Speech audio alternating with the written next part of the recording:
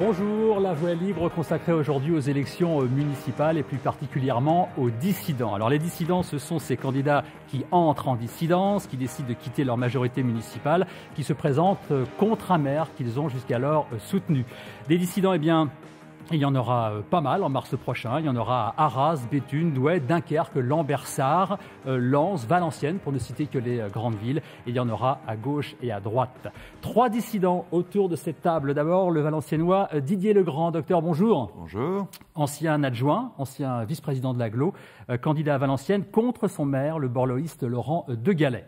Le Dunkerquois Patrice Vergrit. Monsieur Vergrit, bonjour. Bonjour. Ancien adjoint au sport, candidat à Dunkerque contre son maire, le socialiste Michel Delebart. Et puis la rageois François de Mazières. Bonjour. Bonjour. Ancien adjoint aux finances, c'est ça, et à la culture.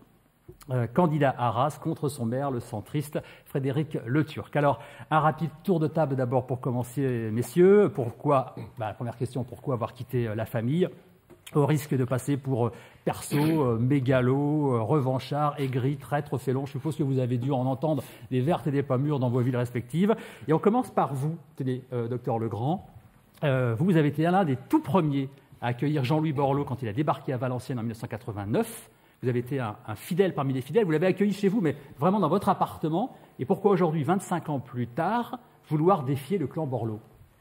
Vous avez remarqué qu'il y a quand même une grande différence entre 1989 et 2014, en dehors des 25 ans qui se sont passés. C'est qu'en 89, nous nous présentions contre quelqu'un qui avait été nommé. On avait décidé à l'époque, le maire de l'époque qui était Carousse, qui était un grand sénateur du Nord-Pas-de-Calais, avait décidé de nommer Olivier Marlière en interne et que ça serait lui le successeur.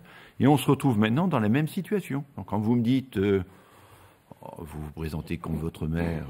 Non, moi, j'ai jamais voté, ni dans l'urne, ni d'ailleurs au conseil municipal. Quand le maire précédent a démissionné, je n'ai pas apporté ma voix à cette succession et j'ai, dès cette époque, marqué le fait que c'était aux Valenciennois de choisir et que les 24 000 électeurs seraient appelés à se prononcer. Vous dénoncez un système que vous dénonciez finalement 25 ans plus tôt. Je suis dans la même ligne, politique. D'ailleurs, en 89, la ligne de Jean-Louis Borloo et la nôtre, c'était hors parti politique. C'était réunir tout le monde. C'est d'aller chercher les capacités auprès des uns, auprès des autres, en fonction non pas de leur étiquette politique, mais de ce qu'ils étaient capables d'apporter à la ville. Monsieur Vergrit, le mot dissident vous plaît pas ? C'est pas tellement ça, en fait, la problématique. Je pense que c'est de proposer des valeurs différentes et un projet différent qui est intéressant. Pourquoi vous quittez la famille, vous ? Oh, la famille, c'est un grand mot. Non, je pense qu'au premier mandat... Vous étiez quand même socialiste il y a quelques mois. Aujourd'hui, vous êtes sans étiquette. Vous avez bien quitté la famille. Ah, si vous voulez appeler ça la famille comme vous voulez, pour moi, c'est un système de valeurs. Et puis des projets importants pour les Dunkerquois. C'est davantage ça. Et j'ai envie de dire, j'ai participé à un premier mandat de Michel Delebart, qui était le mandat donc 2001-2008. J'ai envie de dire, j'avais des éléments de divergence, mais il y avait encore une écoute, il y avait encore une discussion et un dialogue. Mais au cours de ce mandat, tout ça est terminé. Les valeurs qui sont portées aujourd'hui, maintenant, par le maire sortant ne correspondent absolument plus à ce que je peux attendre, à ce que je peux porter. Et surtout des projets. Une aréna de 10 000 places, par exemple, un centre-ville qui se meurt aujourd'hui avec une stratégie pour le centre-ville qui ne correspond plus à la réalité, à ce qu'attendent les Dunkerquois. Voilà, donc ni pour les valeurs, ni pour le projet. Aujourd'hui, on peut voir de l'espoir avec Michel Delebart. Et on voit derrière vous, d'ailleurs, cette image de la future aréna de Dunkerque. Monsieur de Mazières, vous avez écouté le docteur Legrand. Et il y a des similitudes entre ce qu'a dit le docteur et effectivement votre démarche personnelle. Il y a des similitudes et je connais Didier depuis longue date, donc effectivement, je le comprends bien. Moi, je voulais aussi récuser le terme de dissident. Pourquoi ? Parce que le dissident, c'est celui qui s'éloigne. Et finalement, moi, depuis mon premier engagement à 17 ans, je n'ai pas le sentiment d'avoir quitté d'un iota les valeurs pour lesquelles je m'étais engagé. Et les valeurs pour lesquelles je m'étais engagé, le rêve, c'était pas des partis politiques qui s'accordent sur un coin de table pour désigner un maire et un président de la communauté urbaine dans le dos des électeurs. Donc effectivement, je récuse complètement ce mot dissident. Ça a été un point de départ et moi non plus, comme Didier, je n'ai pas voté pour ce maire, donc c'est pas mon maire. D'ailleurs, les Arageois non plus n'ont pas voté pour lui. Et donc je suis le porte-parole. Et je pense qu'on parlera ensuite de ce qui s'est passé depuis cette désignation d'un maire. Alors justement, François de Mazières, on va revoir en images ce fameux conseil municipal du 15 novembre 2011, au cours duquel donc, vous êtes entré effectivement en dissidence.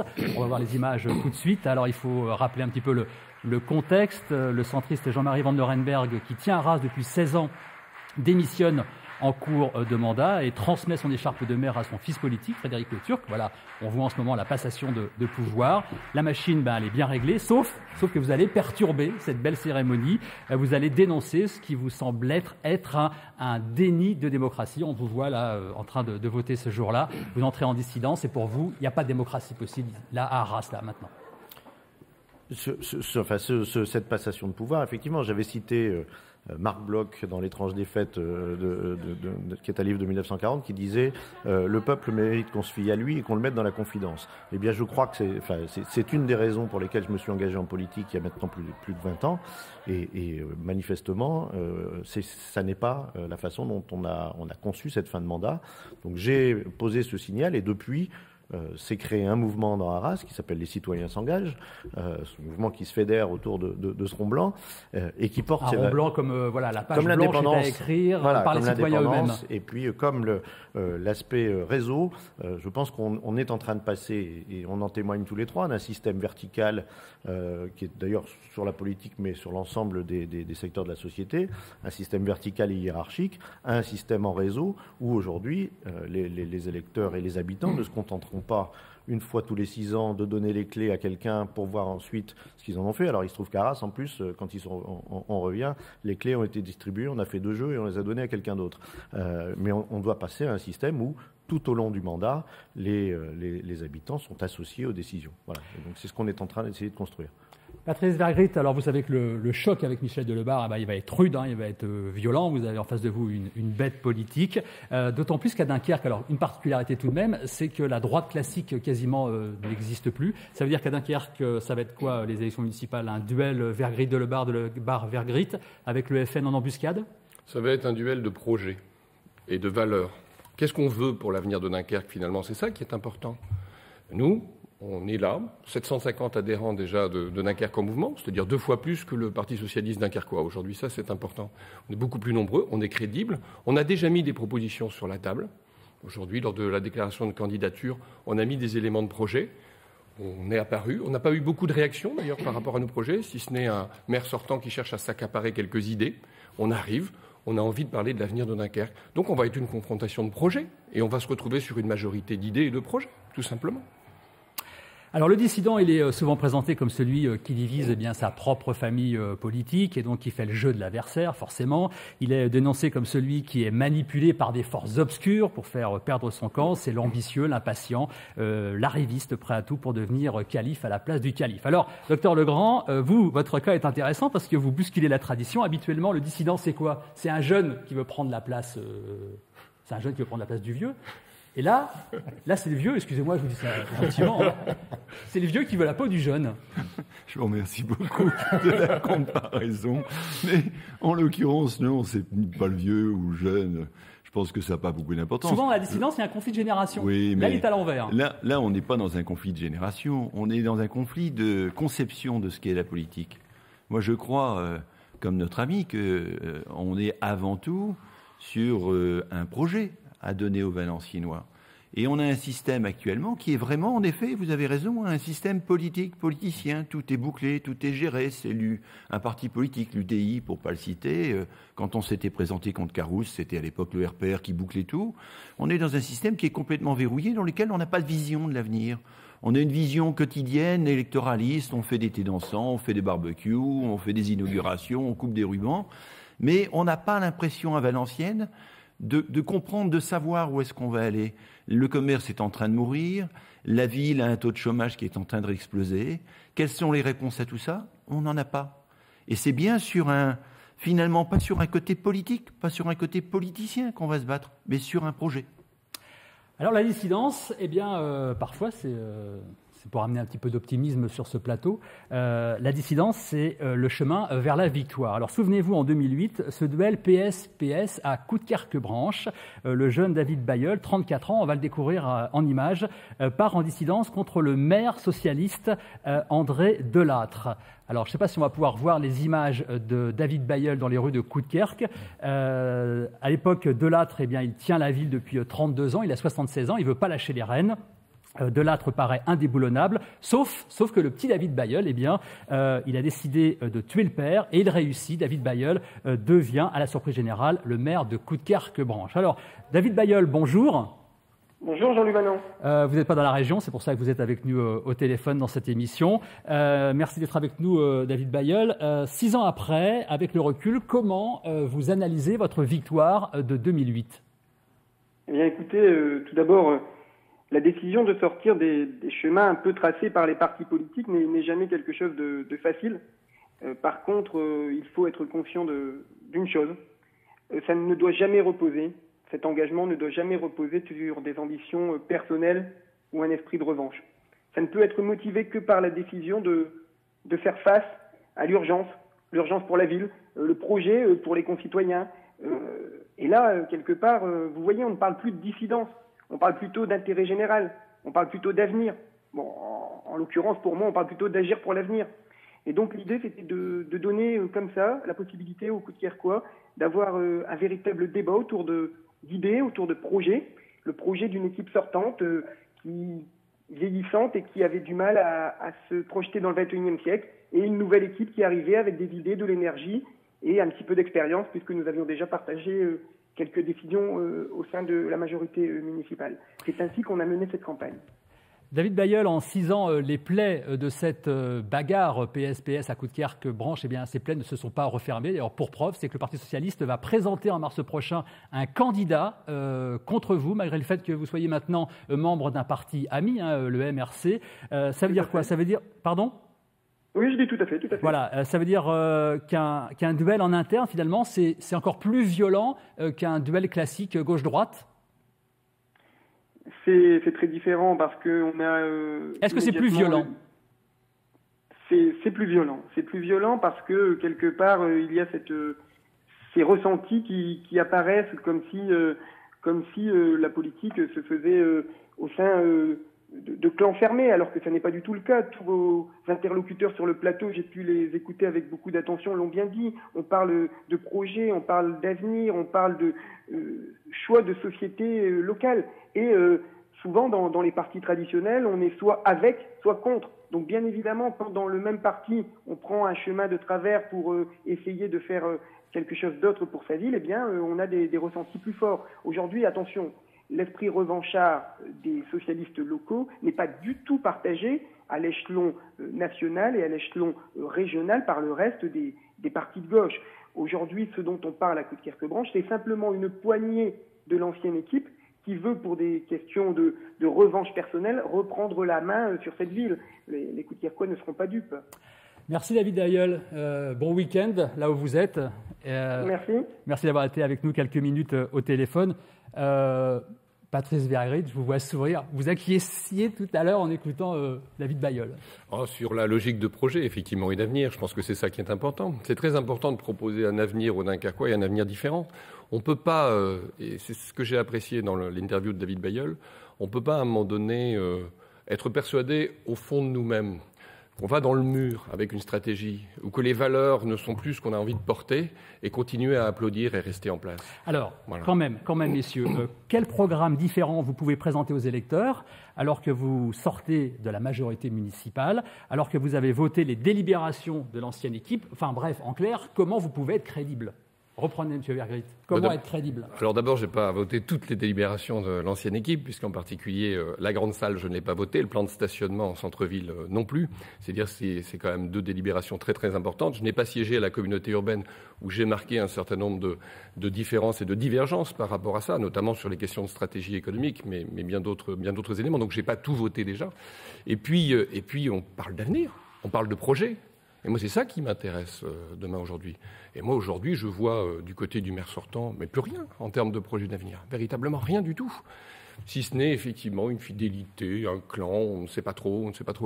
Nous, on arrive, on a des propositions. On a déjà proposé des choses sur les plans économiques, sur le plan de l'éducation, sur le plan de la mobilité, sur le plan de la sécurité. Donc, toutes ces questions, et sans aucun tabou, on les a posées et on a proposé des choses. Moi, je voudrais le débat là-dessus, aujourd'hui.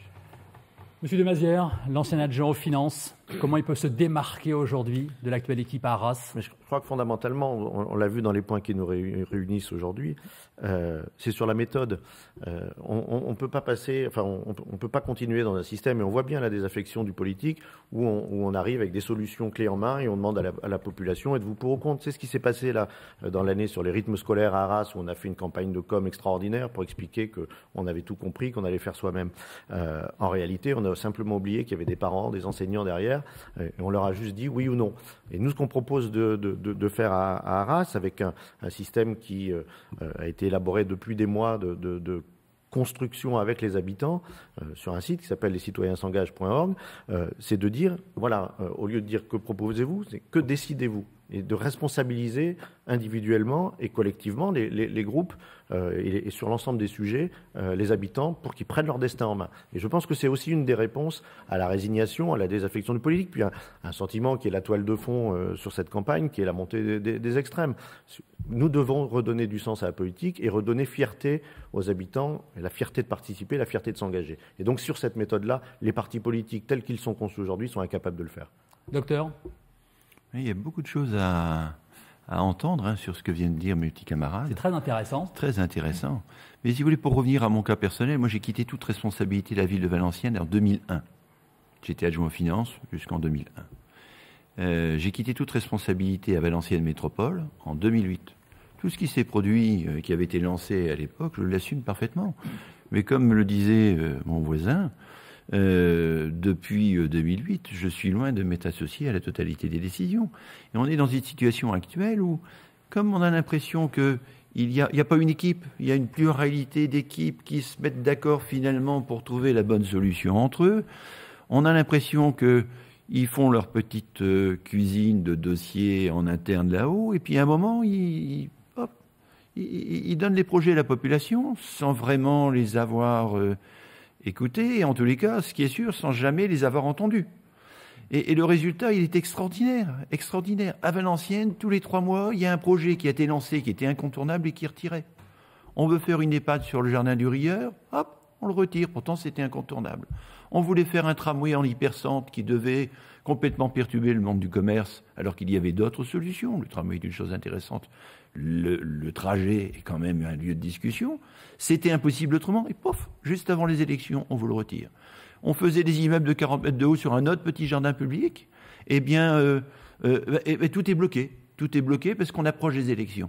Je vous le disais tout à l'heure, on a l'impression d'avoir un petit noyau de 4-5 personnes qui décident là-haut, qui ne sont plus en contact avec la population et qui ne savent plus écouter. Et il faut écouter. Je pense que c'est la base. Avant de décider, il faut d'abord écouter. Et quand vous me dites, eh bien, comment vous différencier ? C'est simple. Moi, ça fait au moins depuis 2008 que je me contente d'écouter. Parce qu'on ne détient pas les vérités. Et si vous n'écoutez pas, vous ne pouvez pas savoir ce que vous pouvez proposer. On a passé maintenant le temps de l'écoute, on est passé au moment de la décision. Les élections sont faites pour ça. On va pouvoir donner une proposition, un programme aux électeurs valenciennois qui pourront choisir. Alors, messieurs, vous prenez quand même un sacré risque. Si vous êtes battus en mars prochain, on va dire, entre guillemets, vous êtes un petit peu cramé sur votre territoire. En tout cas, vous vous retrouverez très seul. Est-ce que vous avez pleinement assumé ce risque, M. Vergrit ? Un risque, c'est un choix. C'est un choix. Mais de toute façon, c'est aux Dunkerquois de choisir leur avenir aujourd'hui. Ils auront le choix. Est-ce que vous prenez le risque de vous cramer sur un territoire ? Dunkerque, vous, c'est votre ville. Ça veut dire quoi, cramer sur un territoire ? Ça veut dire qu'après, comment rebondir ? Mais je ne suis pas là pour faire une carrière politique. C'est bien le gros avantage d'ailleurs d'un maire sans étiquette. On n'est pas là pour faire une carrière politique et négocier des choses dans un parti. Si on est élu, on est là pour défendre l'intérêt général d'une ville. Moi, demain, si je suis maire de Dunkerque et je serai maire de Dunkerque, le but du jeu, c'est de négocier pour ma ville, c'est de travailler pour ma ville. Et à plein temps. Et à plein temps. Je ne vous parle pas du cumul des mandats, on a le champion de France à Dunkerque. Donc là, l'objectif pour moi, c'est de travailler pour ma ville. Les Dunkerquois, s'ils ont envie, effectivement, que d'avoir un maire à plein temps qui travaille pour sa ville, ils le choisiront. Si ce n'est pas le cas, très très bien. Mais moi, quel est le problème ? Je ne suis pas là pour être cramé, je ne fais pas une carrière politique. Vous avez un petit peu pensé à ce qui pouvait se passer, effectivement, si vous perdiez ces élections ? Bon, d'abord, je ne le pense pas. Je suis serein. Et puis, une petite musique qui me dit, vous savez, on parlait d'écoute tout à l'heure. On va à la rencontre des habitants. Moi, quotidiennement, Je suis à la rencontre des habitants. Et j'entends, je les écoute. C'est comme ça, d'ailleurs, qu'on a construit notre programme. Ce sont les habitants qui ont construit notre programme. Donc c'est ça un petit peu la spécificité de notre travail. Donc j'écoute, je continue à travailler dans cette optique. Moi, je suis parfaitement serein. Et je vous le dis, si, c'est la démocratie. C'est ça qui est intéressant. Et si les Dunkerquois choisissent un autre maire, très bien. Et alors, quel est le problème? C'est la démocratie, ça. C'est ça qui est intéressant. Monsieur de Mazières, est-ce que c'est pour vous aussi un petit peu le saut dans le vide, sans filet, cette élection? Non, c'est d'abord une aventure extraordinaire parce que c'est des rencontres voilà, on a rassemblé des gens qui ne s'étaient jamais engagés en politique et qui ont envie de bouger pour leur ville. Et donc il y a une notion qui est essentielle dans tout ce qu'on fait, c'est le plaisir. Le plaisir d'être ensemble, le plaisir de construire quelque chose. Oui, mais est-ce que c'est pas un peu à titre personnel, est-ce que ça donne le vertige, je vais ce vous dire, risque? voilà, j'ai eu un passé politique, vous l'avez rappelé. Si j'avais voulu le confort, j'y serais resté. Voilà. Et la grande différence qu'on a avec les gens qui sont effectivement aux commandes, et notamment ce qui s'est passé à Arras, on a réparti le pouvoir entre deux personnes qui ne vivent que de la politique. Alors, effectivement, s'ils perdent, ça peut être un peu problématique. Moi, qu'est-ce que vous voulez? On a tous un travail ici, on a une famille, on a des enfants. Donc, quel est le problème? Comme le dit M. Vergrit, quel est le problème? On aura proposé, si les habitants... Et on pense, on le sent, que les habitants adhèrent à cette envie de changer les choses, on le fera. Et puis, je ne serai pas seul si on n'est pas majoritaire. On a une équipe aujourd'hui de plus de 500 personnes, comme à Dunkerque, il se passe quelque chose. Sur le site, on a 1700 visites par mois. On a déjà plus de 700 contributions sur les thèmes qu'on a ouverts. On n'est pas seul et on continuera à le porter. Voilà, je pense que c'est aussi ça la façon de voir la politique différemment. Et on peut le faire effectivement parce qu'on est sorti à un moment d'un système très vertical. Voilà. Docteur, vous avez eu peur du vide avant de vous lancer? Ah là, je suis absolument terrifié. Non, mais, terrifié, enfin, en tous les cas, certains aimeraient que j'ai des inquiétudes. Qu'est-ce que vous voulez qu'on ait comme inquiétude? Vous croyez, comme le disait mon ami, qu'on y va pour faire une carrière? Vous disiez tout à l'heure que j'étais un vieux. C'est vrai, je vais avoir 59 ans à la fin de l'année. J'y vais pas pour faire une carrière. J'y vais parce que je suis chez moi, parce que c'est ma ville, parce que c'est mes habitants, c'est celles de mes parents, c'est celles de mes grands-parents. Je suis à ma maison. J'ai envie de me battre pour ma maison, pour mes voisins, pour mes amis. Et cette bataille-là, elle va changer ma vie si je gagne, comme je le pense. Mais de toute façon, je serai toujours médecin généraliste, je soignerai toujours les gens qui viendront me voir, si par malheur ça ne se passait pas. Je n'y vais pas pour avoir un poste. J'y vais parce que j'ai un projet, parce que j'ai des idées à défendre, parce que je veux montrer qu'il y a d'autres possibilités qu'un système politicien de clan qui dirige tout. J'ai absolument pas peur. Alors, messieurs, il reste 5 minutes. Ma dernière question, on a commencé à y répondre. Est-ce qu'on peut faire de la politique aujourd'hui en France sans s'appuyer sur un parti politique, sans les moyens logistiques et financiers d'un parti politique? Y a-t-il encore de la place pour les initiatives personnelles dans notre démocratie? On en a effectivement, on l'a senti au cours de ce débat, que c'était quelque chose quand même qui était très très présent. Vous avez donné quelques éléments de réponse. Monsieur Vergrit, est-ce qu'on peut faire de la politique aujourd'hui sans les partis politiques? Pour une élection locale, oui. Je ne le dirais pas forcément pour une élection nationale, pour le régional ou le départemental, puisque là, il y a la logique des partis politiques. Mais pour une élection locale, oui. Et c'est même très important, c'est ce que je disais.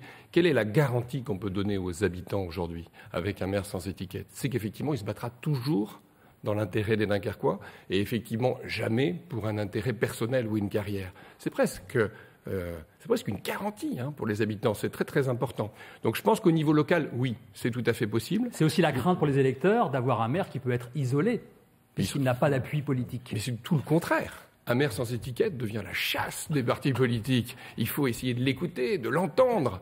Alors, je suis sûr qu'aux élections régionales, si j'étais maire de Dunkerque demain, ma parole serait très entendue par les différentes listes. C'est ça qui est très important. Et on va se battre pour l'intérêt des Dunkerquois. Donc non, tout le contraire. Pour une élection locale, ça me paraît effectivement tout à fait possible. Après, pour les élections nationales, chacun garde sa sensibilité personnelle. Voilà. Je n'ai rien à dire sur les élections nationales aujourd'hui. Et ce n'est pas l'enjeu. On parle de quoi demain? Dunkerque est dans une situation difficile. On a une agglomération en France qui perd beaucoup d'habitants. Voilà. L'enjeu, c'est quoi? De faire la troisième mi-temps du match Sarkozy-Hollande? Non. L'enjeu, c'est de poser effectivement l'avenir de ce territoire. Et c'est ce que je veux proposer effectivement aux Dunkerquois. Donc oui, c'est possible, à condition effectivement qu'on soit sur des enjeux locaux. Monsieur de Mazières, on peut faire de la politique aujourd'hui en solo? Non seulement on peut, mais je crois qu'il faut. Il faut parce qu'effectivement, les enjeux, ils sont pas pour nous. Voilà, vous aurez demain le maire de Dunkerque, le maire de Valenciennes, le maire d'Arras. Le but, c'est pas qu'il soit le vassal d'un grand chef à la région ou à Paris. Et on n'a pas, dans des villes comme les nôtres, à aller chercher des ordres ou des consignes à Paris. Alors, je pense qu'effectivement, il faut plus d'énergie, il faut plus de passion. Il faut aussi, et je salue, j'en profite pour saluer le service public qui nous donne aussi la parole parce que l'accès est parfois un peu plus difficile. Et il va devenir de plus en plus difficile au fur et à mesure qu'on va avancer dans la campagne. Probablement, mais donc je vous remercie d'autant plus de nous avoir accordé cette parole. Mais oui, il faut que les citoyens s'engagent, c'est notre credo. Je pense que ça peut exister aussi au niveau national. Il y a un mouvement qui vient de se créer qui s'appelle Nous Citoyens. Les choses sont en train de changer. Elles changent dans l'entreprise, elles changent dans les médias, elles changent pour les enseignants, pour les médecins. Pourquoi est-ce que la politique resterait le seul domaine où on reste dans une structure très verticale, voilà, sans regarder ce qui se passe autour? Je pense que ça va changer. Docteur? Je pense que c'est préférable pour une élection locale. Je pense qu'on l'a démontré d'ailleurs en 89, où on a bousculé l'intégralité des partis politiques. Certes, ça amène des difficultés. En 89, quand Jean-Louis Borloo arrive à Valenciennes. Certes, ça donne des difficultés, parce que l'intendance, c'est nous. Mais vous savez, j'ai 25 ans d'expérience municipale. 25 ans, j'ai été au conseil régional, j'ai été président de groupe, j'ai été président de commission, j'ai été au conseil économique et social à Paris. J'ai été aux finances, aux écoles, à l'administration. Cette expérience-là, elle m'a permis de faire un réseau de gens qui ont confiance en moi. Et actuellement, je vous dis que c'est préférable, sans doute parce que j'ai ces 25 ans d'expérience et que ça m'amène tout un réseau d'amis et de militants qui sont prêts à se battre avec moi dans l'intérêt du Valenciennois. Ça veut dire que toute votre démarche politique, de toutes ces années de combat politique, vous ont finalement amené aujourd'hui à prendre un petit peu plus de liberté, un peu plus d'indépendance? J'ai toujours travaillé, depuis que je fais de la politique, pour le candidat qui me paraissait le plus à même, quelle que soit son étiquette politique, en rassemblant le plus de gens différents, qui me paraissait le plus à même de gérer cette ville. Actuellement, je suis un homme libre et je pense que je peux être celui qui amène le plus. Merci, messieurs, ce sera le mot de la fin. Merci d'avoir participé à cette émission. C'était très, très intéressant. Bonne campagne à vous trois. Exceptionnellement, pas de voix libre la semaine prochaine. Vous retrouverez donc à cette même place Véronique Marchand. Ce sera dans 15 jours, le samedi 9 novembre. Excellent week-end à tous. Merci.